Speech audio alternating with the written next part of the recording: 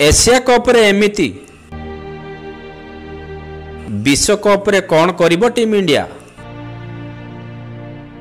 Asia cup 2023 रे भारत और पाकिस्तान मध्य खेला जाइतिबा तृतीय मैच सह प्रशंसकों दीर्घ दिन अपेक्षा धोई नहीं वर्षा।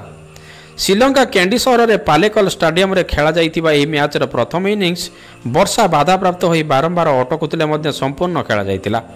प्रथम बैटिंग करी भारत 266 रन संग्रह करथिला, हेले प्रबल वर्षा कारण पाकिस्तान पाली आरंभ मध्य होई पारि नथिला। फल मैच को रद्द करने सह उभय दल मध्य पॉइंट भाग बांटी दि जाइतिला।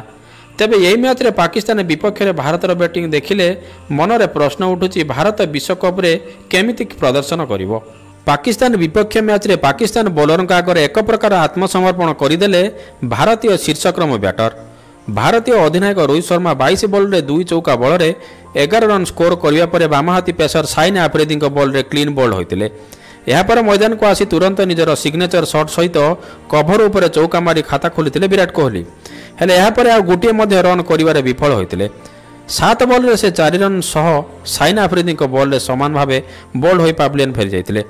अन्यपटे शीर्षक्रम में सबुठार अधिक बॉल खेली अन्यतम ओपनर शुभन गिल 10 रन ही कर सक्षम होते। श्रेयसर दीर्घ दिन पर दल को प्रत्यावर्तन करछंती, से 9 बॉल रे 14 रन संग्रह करी आउट होते। शीर्षक्रम बैटर विफलता पर युव बैटर ईशान किसान और ऑलराउंडर हार्दिक पांड्या परिस्थिति को संभाली दलर सम्मान रक्षा करते। उभय व्यक्तिगत अर्धशतकीय पाली सहित दल पर शतकीय भागीदारी कर भारत को सम्मानजनक स्कोर देते। हेले हरीश राव ईशान किसान को और साइन आफरीदी हार्दिक पांड्या को शतक हासिल कर अटकाई पावलियन फेराई देते। रवींद्र जडेजा 14 रन स्कोर करने पर साइन आफरीदी शिकार पलटि। पाकिस्तान रे केवल 3 जन पेसर भारतर समस्त विकेट खसाई देवार सफल होते।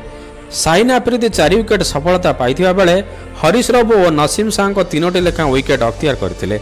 एशिया कप पर हाथ में समय नहीं, हेले भारतीय दल प्रदर्शन देखि अनुमान करा जे टीम इंडिया विश्वकप प्रस्तुति एपर्यंत संपूर्ण होना।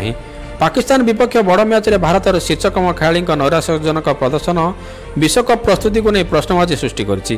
प्रशंसक माने सोशल मीडिया कोहली और रोहित समेत टीम इंडिया को ट्रोल करते। भारत में आयोजित होगा दिनिकिया विश्वकप बीसीसीआई खूब शीघ्र दल घोषणा करिवो, किंतु दलर प्रस्तुति बर्तमान प्रशंसक को निराश करिछि।